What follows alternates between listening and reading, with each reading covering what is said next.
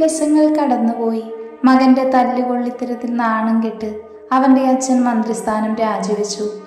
കുറച്ചു കാലം ജയിലിൽ കിടന്ന് മിഥുൻ ജാമ്യം വാങ്ങി ഇറങ്ങി. അല്ലെങ്കിലും അങ്ങനെയാണല്ലോ, പണമുള്ളവൻ എന്ത് തെറ്റ് ചെയ്താലും നിയമം കണ്ണടക്കുമല്ലോ. കോളേജിലെ പരിപാടികൾ തിരക്കിട്ട് ഓടുകയായിരുന്നു സിദ്ധു. അതിനിടയിലാണ് ഒരു കുട്ടിയുമായി കൂട്ടിയിടിച്ചത്. എന്നാൽ അവളെ വീഴുന്നതിന് മുന്നേ അവൻ അവളെ പിടിച്ചിരുന്നു. അവൻ അവളെ ഒന്ന് നോക്കി. ചുരിദാറാണ് വേഷം. കണ്ടാൽ തന്നെ ഒരു പാവം നാടൻ പെൺകുട്ടി. അവൻ്റെ കയ്യിൽ നിന്നും പിടഞ്ഞുകൊണ്ട് എഴുന്നേറ്റ് നടക്കാൻ ഒരുങ്ങിയവളെ അവൻ തടഞ്ഞു നിർത്തി. പുതിയ അഡ്മിഷനാണോ കുട്ടി? കയ്യിലുള്ള പുസ്തകം നെഞ്ചോട് ചേർത്ത് പിടിച്ച് വിറച്ചുകൊണ്ട് നിൽക്കുന്ന അവളെ കണ്ടവൻ പുഞ്ചിരിയോടെ ചോദിച്ചു. അവൾ തല തലപ്പിച്ചുകൊണ്ട് ചുറ്റും നോക്കി. എന്താ പേര്? മായ. അവൾ പതുക്കെ പറഞ്ഞു. ഫസ്റ്റ് ഇയർ ആണോ? അവൻ അവളുടെ അടുത്തേക്ക് നടന്നുകൊണ്ട് ചോദിച്ചു. ഞാൻ ഫൈനൽ ഇയർ ആണ്. ഈ കോളേജിൽ പുതിയ അഡ്മിഷനാ. അവൾ വിക്കിക്കൊണ്ട് പറഞ്ഞു. ആഹാ, താൻ എന്തിനാണോ ഇങ്ങനെ പേടിക്കുന്നേ? വാ, ഞാൻ ക്ലാസ്സിൽ കൊണ്ടാക്കാം. അവൻ പറഞ്ഞത് കേട്ട് അവൾ പുസ്തകം ഒന്നുകൂടെ ചേർത്ത് പിടിച്ചുകൊണ്ട് അവൻ്റെ പിന്നാലെ നടന്നു. ദിവസങ്ങൾ വീണ്ടും കടന്നുപോയി. മായ അവൻ്റെ ക്ലാസ്സിൽ തന്നെയായിരുന്നു. പല സമയങ്ങളിലും അവൾ തനിയെ ഇരിക്കുന്നത് സിദ്ധു ശ്രദ്ധിച്ചിരുന്നു. ഒരു ദിവസം അഭി എവിടെയോ പോയത് കാരണം അവനെ കാത്തു നിൽക്കുകയായിരുന്നു സിദ്ധു. പതിയെ കോളേജിൽ കൂടെ നടന്നു. അപ്പോഴാണ് കുറച്ച് മാറി മരത്തിന് ചുവട്ടിൽ ബാഗ് മാറോട് ചേർത്തിരിക്കുന്ന മായയെ അവൻ കണ്ടത്. എന്തു പറ്റിയിടൂ, താനെന്തെങ്കിലും ഒറ്റയ്ക്കിരിക്കുന്നത്? അവൻ അവളുടെ അടുത്തേക്ക് ഇരുന്നു കൊണ്ട് ചോദിച്ചു. അവനെ കണ്ട് അവൾ പതിയെ ഒന്ന് ചിരിച്ചു. പിന്നെ ദൂരേക്ക് നോക്കി നിന്നു. തൻ്റെ വീട്ടിൽ ആരൊക്കെയുണ്ട്? അവൻ അവളെ നോക്കിക്കൊണ്ട് ചോദിച്ചു. അവൾ അവൻ്റെ മുഖത്തേക്ക് നോക്കി നിന്നു. പിന്നെ പതിയെ ചിരിച്ചുകൊണ്ട് പറഞ്ഞു. ഞാൻ ഓർഫനാ. അവൻ അവളെ ഞെട്ടലോടെ നോക്കി. എന്നെ കൂടി കൂട്ടാമോ നിങ്ങളുടെ കൂടെ?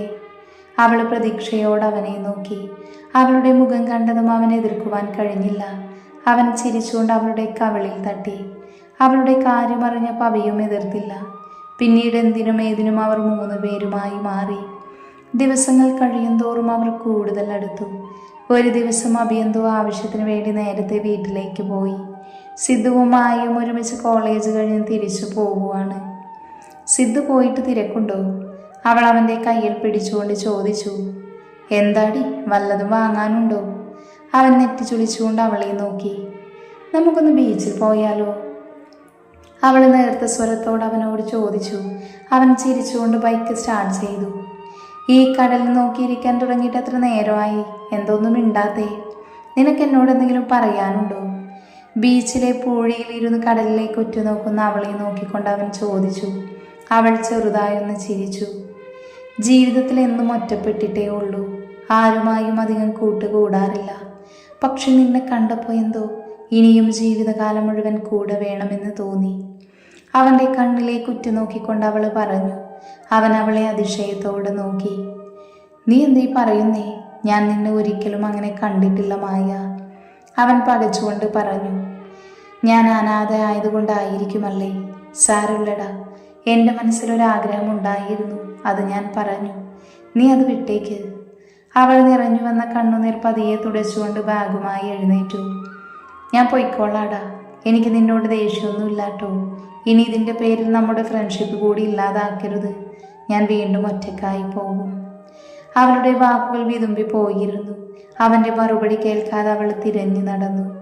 അവൻ അവളെ പോകുന്നത് നോക്കി നിന്നു. അവൻ്റെ മനസ്സ് വല്ലാതെ അസ്വസ്ഥമായി. തിരിച്ചവൻ അഭിയുടെ ഫ്ലാറ്റിലേക്ക് പോയി.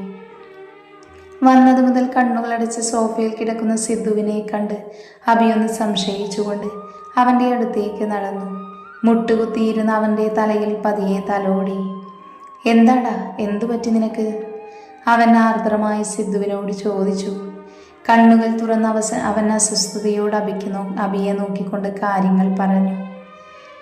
ഞാൻ എന്താടാ ചെയ്യേണ്ടത്? അവൾക്ക് ആരുമില്ലടാ. എൻ്റെ പേരിൽ അവൾ സങ്കടപ്പെടുമ്പോൾ എനിക്ക്. അവൻ വാക്കുകൾക്ക് വേണ്ടി പരതി. അഭി അവൻ്റെ പുറത്ത് പതിയെ തട്ടി. നിനക്ക് അവളെ ഇഷ്ടമാണോടാ? അവൻ സിദ്ധുവിനെ ഉറ്റുനോക്കി. അറിയില്ലടാ, ഞാൻ ഇതുവരെ അവൾ അങ്ങനെ കണ്ടിട്ടില്ല. പക്ഷേ അവൾ കണ്ണു നിറച്ചുകൊണ്ട് പോയപ്പോൾ അവൻ അബിയെ നോക്കി മുഖം താഴ്ത്തി. നീ നന്നായി ആലോചിക്കടാ, എന്നിട്ട് നമുക്ക് തീരുമാനിക്കാം.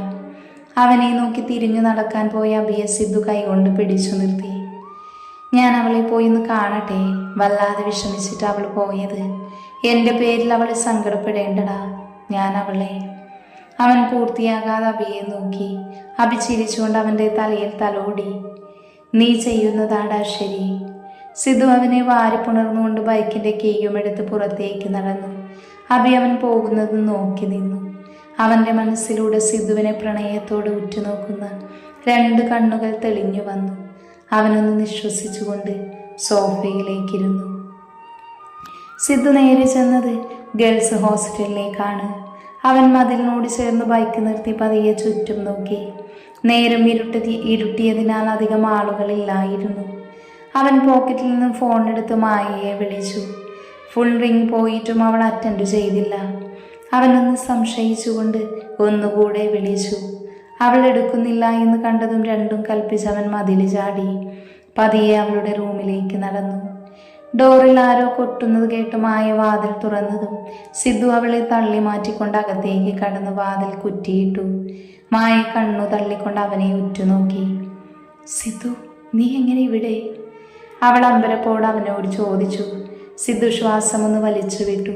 എന്നിട്ട് അവളെ ഉറ്റുനോക്കി. നീ എന്താ ഫോൺ എടുക്കാത്തത്? അവൻ ഗൗരവത്തോട് അവളെ നോക്കി ചോദിച്ചു. അത് ഞാൻ. അവൾ അവനിൽ നിന്നും നോട്ടം മാറ്റി. എന്തോ നിനക്ക്? പെട്ടെന്ന് നീ അങ്ങനെയൊക്കെ പറഞ്ഞു പോവും. എനിക്ക് കുറച്ച് സമയം താ മായ. നീ ഇങ്ങനെ വിഷമിക്കുന്നത് കാണാൻ എനിക്ക് പറ്റുന്നില്ല.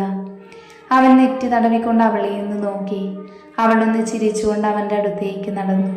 പതിയെ അവൻ്റെ നെഞ്ചിലേക്ക് മുഖം ചേർത്ത് അവനെ ഇറുക്കെ പുണർന്നു. സിദ്ധു എന്ന് പകച്ചുപോയി. ഞാൻ കാത്തിരിക്കും സിദ്ധു. നീ എന്നെ അംഗീകരിക്കുന്നത് വരെ. എനിക്കറിയാം, ഉറപ്പായും നീ എന്നെ സ്വീകരിക്കുമെന്ന്. അവളെ തന്നിൽ നിന്നും അകറ്റാൻ തുനിഞ്ഞ കൈകൾ അവളുടെ വാക്കുകൾക്ക് മുന്നിൽ താഴ്ന്നുപോയി.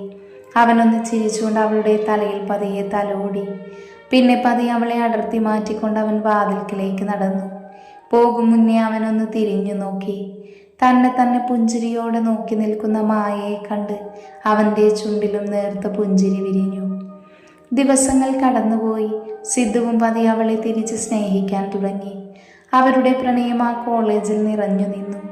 വാക്കുകൾ കൊണ്ടും നോട്ടം കൊണ്ടും കൈമാറുന്ന പ്രണയം. ഒരിക്കൽ പോലും അവളിലെ പെണ്ണിനെ അവൻ തെറ്റായ രീതിയിൽ നോക്കിയിട്ട് പോലുമില്ല.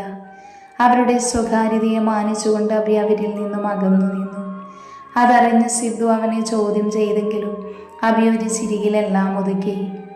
ഡാ അബി, എനിക്ക് നിന്നോടൊരു കാര്യം പറയാനുണ്ട്. നീ ഒന്ന് വന്നേ. അബിയെ പിടിച്ചു വലിച്ചുകൊണ്ട് ചരൺ കോളേജിൻ്റെ മരച്ചുവട്ടിലേക്ക് നടന്നു. അബി നെറ്റി ചുളിച്ചുകൊണ്ട് അവനെ നോക്കി. എന്താടാ, എന്തെങ്കിലും പ്രശ്നമുണ്ടോടാ? അവൻ്റെ ഗൗരവമേറിയ മുഖം കണ്ട് തോളിൽ തട്ടിക്കൊണ്ട് അബി അവന് നേരെ തിരിഞ്ഞു. ഡാ, ഞാൻ ഇന്നലെ എൻ്റെ ഒരു സുഹൃത്തിൻ്റെ ഫ്ലാറ്റിൽ പോയിരുന്നു. രാത്രി വരെ അവിടെ നിന്നിട്ടാണ് തിരിച്ചിറങ്ങിയത്. ഇറങ്ങുന്നേരം അടുത്തുള്ള ഫ്ലാറ്റിൽ മായയെ പോലെ തോന്നിയതും ഞാൻ അവളെ ഫോളോ ചെയ്തു. അവളൊരു റൂമിലേക്ക് കയറിപ്പോയി. അവളുടെ വേഷവും രൂപവും എല്ലാം മാറിയിരുന്നു. ശരിക്കും ഒരു മോഡേൺ പെൺകുട്ടിയെ പോലെ. നീ എന്തൊക്കെയാടാ പറയുന്നേ? അബി ചരൺ പറയുന്നതിനിടയിൽ കയറി പറഞ്ഞു. ശരിയാടാ, ഞാൻ വിചാരിച്ചു എൻ്റെ തോന്നലാണെന്ന്. എന്നിട്ടും ഞാൻ അവിടെ തന്നെ കാത്തു നിന്നു. അവൻ്റെ ഓർമ്മ തലേന്ന് രാത്രിയിലേക്ക് പോയി. അവൾ കയറിപ്പോയ ഫ്ലാറ്റിന് മുന്നിൽ ചരൺ നിന്നു. കുറച്ച് സമയം കഴിഞ്ഞ് വാതിൽ തുറക്കുന്നത് കണ്ടതും അവൻ പതിയെ മറവിലേക്ക് നീങ്ങി. വാതിൽ തുറന്ന് തൻ്റെ മുന്നിൽ നിൽക്കുന്ന മിഥുനെ കണ്ടവൻ ഞെട്ടിധരിച്ചു. I really miss you Mithun. ഇനിയും എത്ര നാൾ ഇങ്ങനെ അഭിനയിക്കണം? സോ ബോറിംഗ് യാർ. അവനെ ചുറ്റി പിടിച്ചുകൊണ്ട് പറയുന്ന മായ പകപ്പോടെ ചരൺ നോക്കി നിന്നു. മിഥുൻ അവളെ ചുറ്റിപ്പിടിച്ച് തന്നിലേക്ക് ഒന്നുകൂടെ ചേർത്തുകൊണ്ട് അവളുടെ അതരങ്ങളിൽ തൻ്റെ അതരം ചേർത്തിരുന്നു. ചരൺ അറപ്പോടെ മുഖം തിരിച്ചു. പകപ്പോടെ അവൾ പോകുന്നത് നോക്കി നിന്നു. പറഞ്ഞു കഴിഞ്ഞതും അവനെന്ന് നിശ്വസിച്ചുകൊണ്ട് അബിയെ നോക്കി. എനിക്ക് സിദ്ധുവിനോട് പറയാൻ കഴിയില്ലടോ, നീ തന്നെ എന്തെങ്കിലും ചെയ്യ്. അബിയുടെ തോളിൽ തട്ടിക്കൊണ്ട് ചരൺ പറഞ്ഞു. അബി തലയ്ക്ക് കൈ കൊടുത്തുകൊണ്ട് കുനിഞ്ഞിരുന്നു. എനിക്ക് വിശ്വസിക്കാൻ പറ്റുന്നില്ലടാ മായ, അവൾ മിഥുൻ്റെ കൂടെ നിന്ന്. എങ്ങനെയാണ് ഞാൻ അവനോടിത്? അവൻ തകർന്നു പോകും. കൈകൾ മുഖത്ത് അമർത്തി വെച്ചുകൊണ്ട് അവൻ ചരണിനെ നോക്കി. അവൻ അബിയെ തോളിൽ തട്ടി ആശ്വസിപ്പിച്ചു. എടാ, ഇവിടെ ഇരിക്കുമായിരുന്നു, ഞാൻ എവിടെയെല്ലാം നോക്കി. അവരുടെ അടുത്തേക്ക് നടന്നുകൊണ്ട് സിദ്ധു ചോദിച്ചു. അവനെ കണ്ടതും രണ്ടുപേരും ഞെട്ടിക്കൊണ്ട് എഴുന്നേറ്റു. എന്തു പറ്റിയടാ, നിന്റെ മുഖം എന്താ വല്ലാതിരിക്കുന്നേ? അബിയുടെ മുഖത്തേക്ക് ഉറ്റുനോക്കിക്കൊണ്ട് അവൻ ചോദിച്ചു. അത് ഒന്നുമില്ലടാ, നിനക്ക് തോന്നിയതാകും. അവന് മുഖം കൊടുക്കാതെ അബി പറഞ്ഞു നിർത്തി. എന്തുകൊണ്ടോ അബിക്ക് അവനോടൊപ്പം ഒന്നും പറയാൻ കഴിഞ്ഞില്ല. ഡാ, പിന്നെ നാളെ മായയുടെ ബർത്ത്ഡേയാ, അവൾക്കൊരു സർപ്രൈസ് കൊടുക്കണം. ഉത്സാഹത്തോടെ സിദ്ധു പറയുന്നതൊക്കെ അബി നിർവികാരനായി മൂളിക്കൊടുത്തു. നീ വന്നേ, അവൾക്കൊരു ഗിഫ്റ്റ് വാങ്ങണം. അബിയെയും വലിച്ചുകൊണ്ട് പോകുന്ന സിദ്ധുവിനെ ചരൺ നോക്കി നിന്നു. പിറ്റേന്ന് രാവിലെ തന്നെ അവർ ഗേൾസ് ഹോസ്റ്റലിലേക്ക് ചെന്നു. എന്നാൽ അവിടെ അവളില്ലായിരുന്നു. ഇതിൻ്റെ അടുത്ത് അവൾക്കൊരു ഫ്ലാറ്റ് ഉണ്ടെന്നും അവൾ എങ്ങോട്ടാണ് പോയതെന്നും അവളുടെ അടുത്ത കൂട്ടുകാരി വഴി അവർ അറിഞ്ഞു. ഇങ്ങനൊരു ഫ്ലാറ്റിൻ്റെ കാര്യം അവൾ നമ്മളോട് പറഞ്ഞില്ലല്ലോ. എന്തായാലും ഇവിടെ അടുത്തല്ലേ, നമുക്കൊന്ന് പോയി നോക്കാം, അല്ലേടാ? സിദ്ധു അബിയെ നോക്കിക്കൊണ്ട് ചോദിച്ചു. ചരൺ പറഞ്ഞ ഫ്ലാറ്റാണെന്ന് അബിക്ക് മനസ്സിലായിരുന്നു. താൻ പറഞ്ഞറിയുന്നതിലും നല്ലത് അവൻ കണ്ടറിയട്ടെ എന്ന ചിന്തയിൽ അബി അവനെ തടഞ്ഞില്ല. നമുക്ക് പോകാം, അബി പറഞ്ഞുകൊണ്ട് അവനെയും കൂട്ടി നടന്നു. ഫ്ലാറ്റിലത്തെ റിസപ്ഷനിൽ മായയുടെ പേര് പറഞ്ഞതും അവർ അവളുടെ റൂം നമ്പർ പറഞ്ഞു കൊടുത്തു. Mithun, I am really miss you. അഴിഞ്ഞുലഞ്ഞ മുടിയുതുക്കി മാറിലേക്ക് പുതപ്പ് വലിച്ചിട്ടുകൊണ്ട് മിഥുൻ്റെ നെഞ്ചിലേക്ക് അവൾക്ക് കയറി കിടന്നു. അവൻ ചിരിച്ചുകൊണ്ട് അവളെ ചേർത്ത് പിടിച്ചു. ഹോ, എന്തൊരു ബോറിംഗ് ആയിരുന്നു അവൻ്റെ ഒരു ആത്മാർത്ഥ പ്രണയം. ഞാൻ വല്ലാതെ കഷ്ടപ്പെട്ടു അവനെ ഒന്ന് വരുതിയിൽ നിർത്താൻ. അവൾ ചിരിച്ചുകൊണ്ട് അവൻ്റെ കഴുത്തിലേക്ക് മുഖം പൂഴ്ത്തി. അവൻ കരയണം മായ, അവൻ കരയുന്നത് എനിക്ക് കാണണം. അതിനാണ് ഞാൻ നിന്നെ അവനിലേക്ക് വിട്ടത്. ആത്മാർത്ഥമായി സ്നേഹിച്ച് ഒടുവിൽ അവനെ വിട്ടു പോകുമ്പോൾ അവൻ നേറുന്നത് എനിക്ക് കാണണം. ഇതുകൊണ്ട് തീരില്ല, ഞാൻ അനുഭവിച്ചത് മുഴുവൻ അവൻ അറിയണം. അവൻ്റെ ശബ്ദം പോലും വന്യമായി. എന്തായാലും അവൻ എൻ്റെ പരിധിയിൽ വന്നിട്ടുണ്ട്. ഇനി എന്നാണ് ഇതിൻ്റെ ക്ലൈമാക്സ് എന്ന് കൂടി പറഞ്ഞാൽ മതി. അവൻ്റെ മുഖത്തേക്ക് നോക്കിക്കൊണ്ട് അവൾ പുച്ഛിച്ച് ചിരിച്ചു. പറയാം, അവനെ എൻ്റെ മുന്നിൽ കൊണ്ടുവരണം. അവൻ്റെ ഹൃദയം തകരുന്നത് എനിക്ക് കാണണം. അവൻ കണ്ണുകൾ ചുരുക്കിക്കൊണ്ട് പറഞ്ഞു. പുറത്ത് വാതിൽ മുട്ടുകേട്ട് രണ്ടുപേരും അങ്ങോട്ട് നോക്കി. സെർവൻ്റ് ആയിരിക്കും, ഞാൻ നോക്കിയിട്ട് വരാം. അവളുടെ ചുണ്ടിൽ അമർത്തി മുത്തിക്കൊണ്ട് അവൻ താഴെ നിന്നും ഷോർട്ട്സ് എടുത്തിട്ടുകൊണ്ട് പുറത്തേക്ക് നടന്നു. അവൾ അവൻ പോകുന്നതും നോക്കി നിന്നു.